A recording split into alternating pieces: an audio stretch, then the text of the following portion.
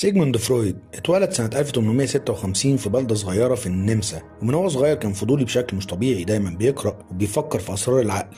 كان دايما يسأل نفسه هو احنا ليه بنحلم وليه بنخاف من حاجات ملهاش تفسير. رغم انه اتربى في بيت يهودي، لكن العلم هو اللي بقى شغفه الحقيقي. فرويد دخل كلية الطب في فيينا واشتغل دكتور أعصاب، ومع الوقت لاحظ حاجة غريبة، في مرضى بيشتكوا من أعراض جسدية بس مفيش أي سبب عضوي واضح. ساعتها بدأ يسأل نفسه هو ممكن يكون العقل هو اللي بيعمل كده؟ ومن هنا بدأت رحلته في تطوير نظرية السايكو أناليسيز أو التحليل النفسي. قال إن جزء كبير من عقلنا هو اللاوعي، المكان اللي بنخزن فيه الرغبات المكبوتة والمخاوف اللي مش بنواجهها، وقسم العقل لثلاث مستويات: الاي دي وهو المسؤول عن الغرائز والدوافع، والايجو وهو الجزء اللي بيحاول يوازن بين الرغبات والواقع، والسوبر ايجو وده اللي بيمثل الضمير والاخلاق. نظريات فرويد كانت دايما بتثير الجدل، والناس كتير شافوها صادمه او غريبه، خصوصا انها ما كانتش مبنيه على تجارب علميه دقيقه. يعني مثلا قدم فكره اسمها عقده اوديب، وقال ان الطفل الولد بيكون عنده مشاعر ناحيه امه وغيره من ابوه، وقال كمان ان كل تصرفات البشر اصلها دوافع جنسيه لا واعيه، حتى الاحلام كانت في نظره ورسائل مشفره من اللاوعي.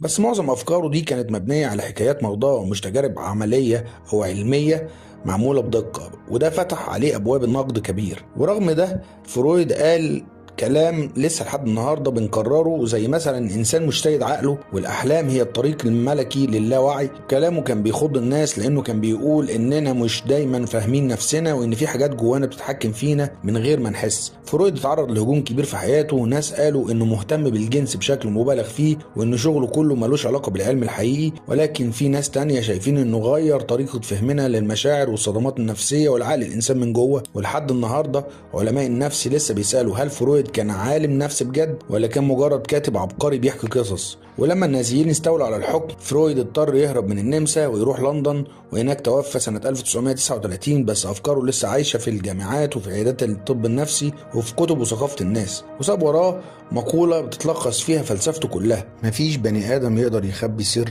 ولو سكتت شفايفه صوابعه هتفضحه. وبغض النظر عن انك تتفق معاه او لا، فرويد فضل علامة فارقة في تاريخ علم النفس.